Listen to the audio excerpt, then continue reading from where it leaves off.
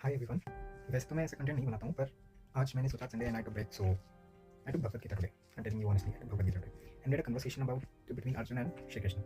I'll give you exact answers what I got, and those answers were in those questions were boggling in my mind from so long, and today I got its answers. I would like to tell you all. Okay, let me now explain. So, and mainly it is for inner peace that I got from these answers as written and mentioned, and what I comprehended them. So now let me start that conversation. So once time Arjun, the person this asks Krishna ji कि मैं इतने लंबे समय से इतनी कड़ी मेहनत कर रहा हूँ, लेकिन मुझे कोई परिणाम दैट इज रिजल्ट्स नहीं दिख रहे हैं। मुझे लग रहा है कि मैं एक ही जगह अटक गया हूँ। पर Krishna then Krishna replies and he says, तुम स्थिरता दैट इज स्टिलनेस को रुकावट दैट इज स्टैग्नेशन समझने की भूल कर रहे हो। जब एक बीज बोया जाता है तो वह अपने सबसे महत्वपूर्ण समय अंधेरे में जबकि जमीन के नीचे बिताता है। वह जड़े जमा रहा होता है सिर्फ इसलिए कि तुम सतह के ऊपर विकास नहीं देख पा रहे हो। इसका मतलब ये तो नहीं कि विकास हो नहीं रहा।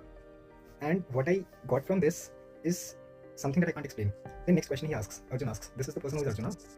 ही आस्क्स कृष्ण जी कि लेकिन बाकी सब आगे बढ़ रहे हैं, मुझे लग रहा है कि मैं पीछे छूटता जा रहा हूँ। अगेन कृष्ण रिप्लाइज, उस घास से ईर्ष्या मत करो जो एक दिन में उग जाती है, वह उतनी ही जल्दी सूख भी जाती है। तुम एक बरगद का पेड़ उगा रहे हो, महान चीजों को बनने में समय लगता है। एक महल बनने में साल लगते हैं, एक झोपड़ी एक ही दिन में बन जाती है। Now it's up to you to decide कि यू आर मेकिंग अ झोपड़ी और महल। Oh my god. Again the person asks, that is Arjun. Arjun again he asks, मैं इंतजार करते करते थक गया हूँ, मुझे कब तक इस अनिश्चितता को सहना होगा। Again Krishna replies, I think those answers is what something makes him a God. Listen, तुम इंतजार इसलिए कर रहे हो क्योंकि तुम्हारा पूरा ध्यान मंजिल पर है। अगर तुम यात्रा मीन्स द जर्नी और आज के कर्तव्य पर ध्यान दोगे तो इंतजार गायब हो जाएगा। जब तुम पूरी तरह अपने कर्म में लीन होते हो तो समय का पता ही नहीं चलता। Oh my God.